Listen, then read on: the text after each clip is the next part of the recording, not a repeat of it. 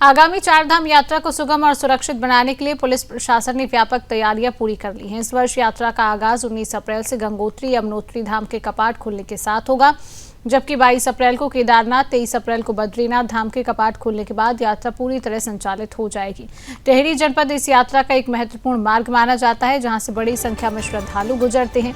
भद्रकाली से कंडी, सौड़, सुबाखोली होते हुए गंगोत्री, यमुनोत्री और भद्रकाली से कीर्तिनगर तक बद्रीनाथ केदारनाथ धाम का मार्ग टेहरी से होकर गुजरता है। टेहरी की वरिष्ठ पुलिस अधीक्षक श्वेता चौबे ने जानकारी देते हुए बताया कि जनपद से होकर गुजरने वाला यह सबसे बड़ा और संवेदनशील रूट है, जिसको लेकर पुलिस प्रशासन ने विशेष रणनीति तैयार की है। पूरे यात्रा मार्ग को 3 सुपर जोन में विभाजित किया गया है, जिनकी निगरानी क्षेत्राधिकारी स्तर के अधिकारियों को सौंपी गई है। इसके अलावा 11 जोन, 30 सेक्टर बनाए गए, जहां बड़ी संख्या में पुलिस और पीएसी बल की तैनाती की गई है। यात्रा को सुरक्षित और व्यवस्थित बनाए रखने के लिए 11 पर्यटन पुलिस केंद्र स्थापित किए गए हैं।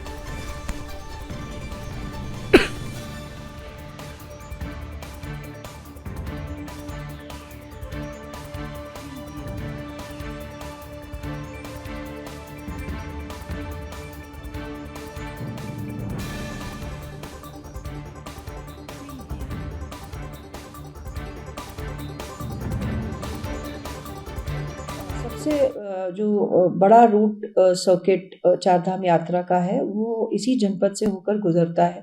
इसके लिए पुलिस प्रशासन की तरफ से पर्याप्त व्यवस्था जो है वो की गई है। पूरे जनपद में जहाँ जहाँ से हमारा ये जो चारधाम यात्रा मार्ग जाता है उसे 3 सुपर जोन में डिवाइड किया है, जिसमें क्षेत्राधिकारी स्तर के अधिकारियों को रखा गया है।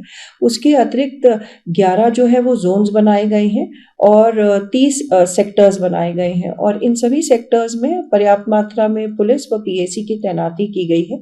हमने इस बार 11 पर्यटन पुलिस केंद्र जो हैं वो स्थापित किए गए हैं और साथ ही साथ जो है 4 सीजनल चौकी जो है वो बनाई गई है। और कल जो है हमारी फोर्स, जो भी हमारी फोर्स पूरे चारधाम यात्रा मार्ग में तैनात रहेगी, भले ही वो पर्यटन पुलिस चौकी में है, वो ट्रैफिक व्यवस्था में है, वो डाइवर्जन में है, जहाँ जहाँ भी उनकी तैनाती है उनको प्रॉपर ब्रीफ किया गया है कि किस तरह से वो यात्रियों की सुविधा के लिए, यात्रियों की मदद करने के लिए वहाँ रहेंगे और किस तरह से उनका व्यवहार होना चाहिए यात्रियों का, और उनको उस एरिया का जहाँ डाइवर्जन प्लान उनको लागू करना है, ये वहाँ की जो ट्रैफिक व्यवस्था है और उसके बारे में भी उनको संपूर्ण जानकारी होनी चाहिए।